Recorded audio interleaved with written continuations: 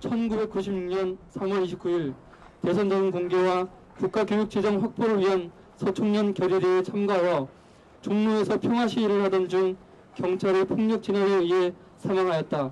10주기를 맞아 그를 아끼던 교수, 학생, 동문, 지인들의 정성을 모아 그의 마지막 체온이 남아있는 이 공간에 21살 그의 흔적을 남긴다.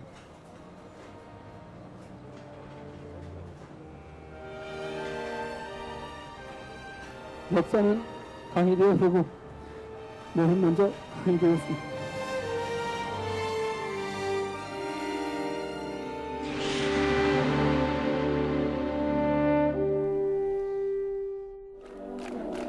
(96년 3월) 캠퍼스의 봄은 학교와의 싸움으로 시작되고 있었다.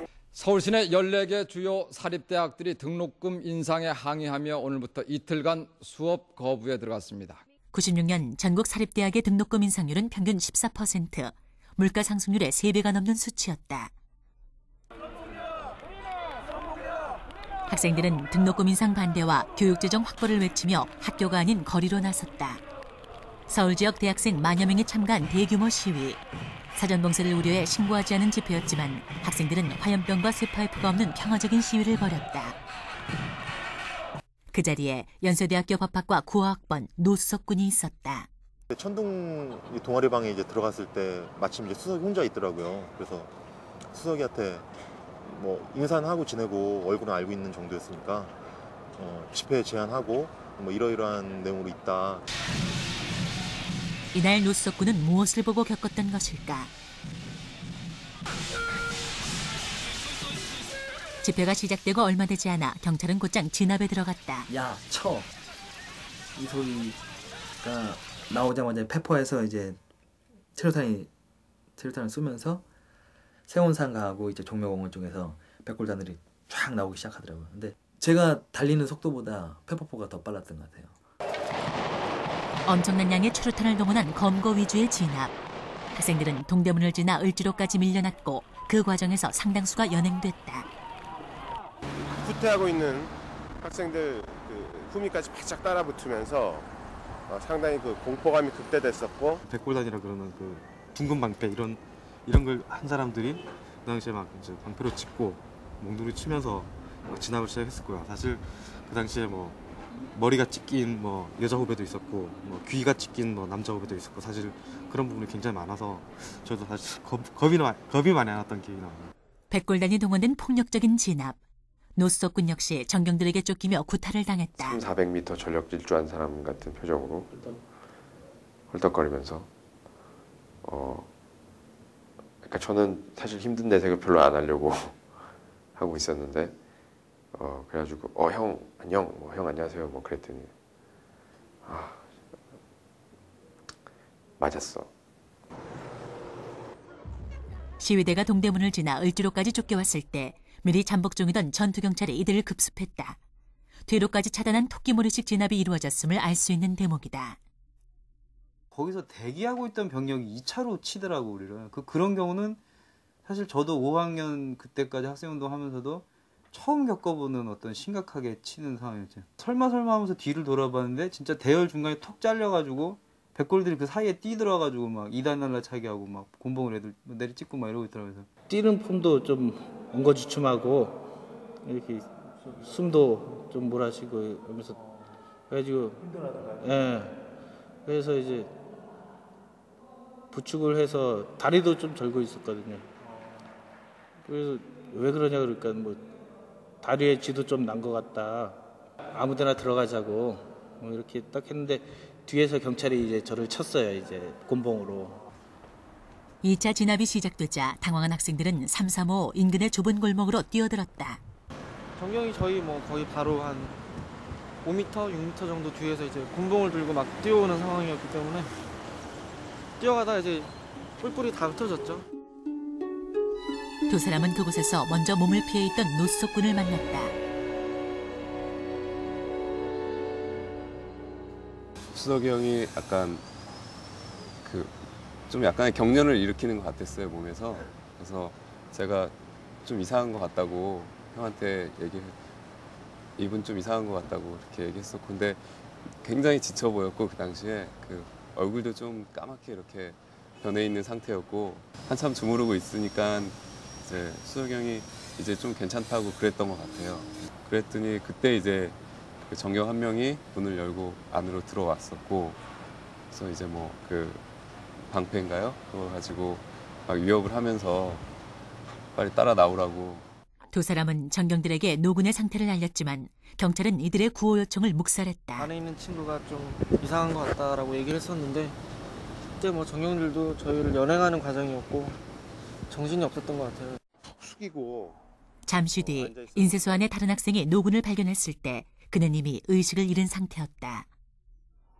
이렇게 고개를 들렸을 때 그 눈이 감겨 있었고 침이 맑은 침이 이렇게 쭉 흐르고 있었습니다. 고개 숙이고 있는 수석이를 보고 뺨을 몇 대 때렸어요. 정신 차리라고. 인쇄소 주인의 신고로 노군은 119 구조대에 의해 인근의 국립의료원 응급실로 옮겨졌다.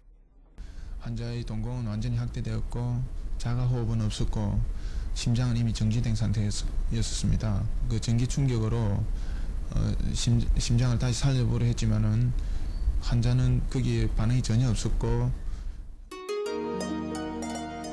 노수석 군은 76년 11월 23일 빛고을 광주에서 아버지 노봉구 씨와 어머니 기정혜 씨 사이에서 태어났다. 연세대학교 법학과 2학년에 재학 중이던 96년 3월 29일 노수석 군은 서울 지역 총학생회 연합이 주최한 등록금 인상 반대 시위에 참가해 집회 시작 2시간 만에 최종 사망했다. 누구일까 이제 제가 아는 이제 구학번 얼굴들하고 이게 막 이게 스쳐 지나가는 거예요. 누구일까 막 마음에도 막 덜덜덜 막 떨리더라고요. 누구일까 막 걱정이 돼가지고 막상 들어와서 이제 확인을 해보니까 수석이었고 그날 아침에 수석이를 봤던 게 기억이 나고 집회 제안했던 것도 기억이 나고. 나는 말로만 들었던 그 87년 한열이 형 생각이 떠올랐고 그 멍해졌어. 표정 없이 누워 있는데 난 어떻게 해야 될지 모르겠더라고. 사망 소식이 알려지자 경찰은 즉시 국립의료원을 봉쇄했다. 학생들은 이곳으로 몰려와 친구의 시신을 지키며 밤샘 시위에 돌입했다. 노수석 군의 죽음은 이들에게 충격과 슬픔 그리고 분노로 다가왔다. 누군가가 시위에 나가서 죽는다는 그 상황 자체를 납득할 수가 없었고 그리고 딱 그 명확했던 거죠. 누가 죽었다. 그럼 죽인 자가 있는 것이고. 그때 처음으로 이제 그 전까지 쓰지 않았던 구호들, 뭐 김영삼 정권 뭐 타도하자라는 구호 막 이렇게. 결코 물러 서지 않겠습니다. 전국연합을 비롯한 시민사회단체 관계자들은 노수석 군의 사인 규명과 사태 해결을 위한 대책위원회를 구성하고 시체 검안에 들어갔다. 노군의 시신 여러 부위에서 외상이 발견됐지만 직접적인 사인으로 추정할 만한 것은 아니었다. 시위 참가 학생들은 경찰의 강경 진압이 이 같은 불상사를 낳았다고 주장했다. 95년도에 일찍이 볼 수 없었던 방식의 어떤 강경 진압들이 있었고 사실 뭐 거의 10,000명에 가까운 학생들이 거리에 시위를 하면 이건 그 해산 위주의 진압을 해야 되는데 이걸 검거 위주로 했다는 거고 더 심하게는 제2, 제3의 사고가 날 수 있었던 가능성이. 경찰이 유례없는 강경 진압으로 학생들을 막아선 이유는 무엇일까? 해답은 이들이 외친 구호 속에 있었다. 이름은 안 밝히고 그렇게 기동대 중대장이라는 신분만 밝히면서 제보를 해왔는데 그 내용이 무엇이었냐면은 건방지게 학생들이 하라는 공부는 안 하고 왜 대통령 선거에 쓴 선거 자금을 밝히려고 나서느냐, 강경하게 밀어붙여라, 이렇게 지시를 내렸다는 거죠.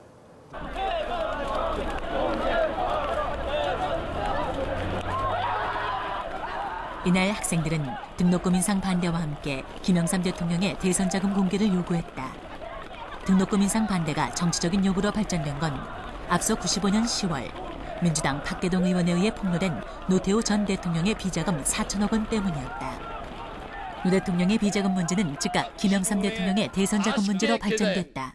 일체히 동시 분산 예치되었던 것입니다. 95년에 전두환 노태우가 5.18 문제로 구속이 되면서 그런 부정한 돈을 가지고 이제 김영삼 정권이 탄생했기 때문에 그런 대선 자금을 공개하고, 그래도 김영삼은 야당 총재를 지냈던 사람이고 민주화 주장을 했던 사람이었기 때문에 일말의 민주화 프로세스에 대해서 기대를 했는데 그 기대가 무산되니까 학생들만이 아니라 일반 민주 시민들, 재단체들의 그 반발이 컸죠. 그런 속에서 이루어진 학생들의 대선 자금 공개 이슈 파이팅은 정권으로 하여금 상당히 골치 아픈 그런 과제였다고 생각합니다. 14대 총선이 불과 열흘 앞으로 다가온 상황. 불법 대선 자금에 대한 정권의 부담은 시위에 대한 강경 진압으로 표출됐다. 이튿날 대책위는 기자회견을 갖고 노숙군 사망에 대한 김영삼 대통령의 공개 사과와 박일용 경찰청장의 해임을 요구했다. 노군의 시신은 학생들의 요구에 의해 모교인 연세대학교 세브란스 병원으로 옮겨졌다. 사건 발생 이틀째인 3월 31일 학생 대표와 대책위 관계자들이 참석한 가운데 국립과학수사연구소 강신몽 과장의 집도로 노숙군의 사인을 밝히기 위한 부검이 치러졌다. 부검 결과 경찰 진압과 응급조치 과정에서 생긴 것으로 보여지는 피하 출혈이 7군데서 발견됐지만 직접 사인에 이르게 할 수준은 아니었다. 대신 부검의들은 노군의 심장에 주목했다. 심장은 무게가 340g으로 유관 소견상 비대 확장되어 있었기 때문에 이러한 소견은 일반적으로 심근증이나 심근염에서 보는 소견입니다. 심근염에 의한 내인성 심장마비.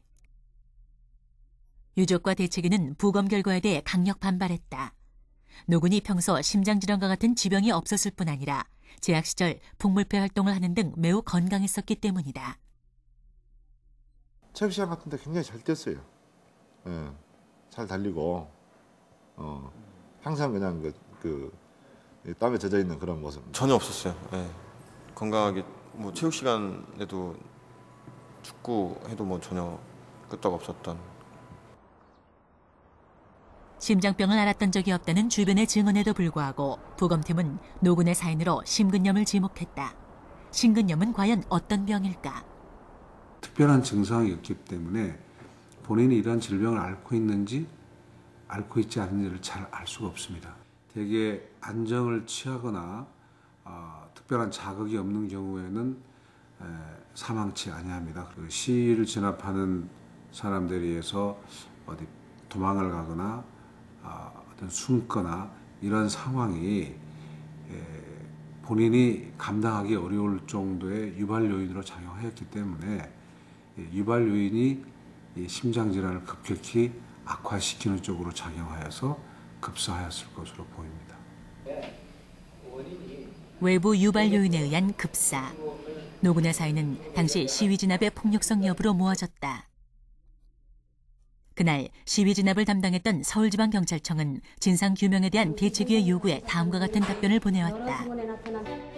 경찰에서는 질서유지 차원에서 부득이 최소한의 화학탄을 사용한 바 있습니다.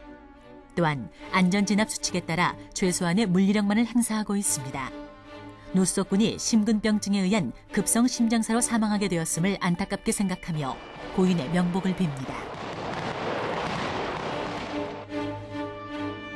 가해자인 경찰에게 진상규명을 기대할 수는 없었다.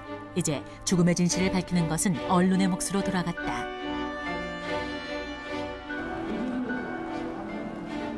그러나 대다수의 언론들은 당일 시위의 폭력성에 대한 언급 없이 노군이 심장질환으로 돌연 사망했다는 무책임한 보도만을 내보내고 있었다.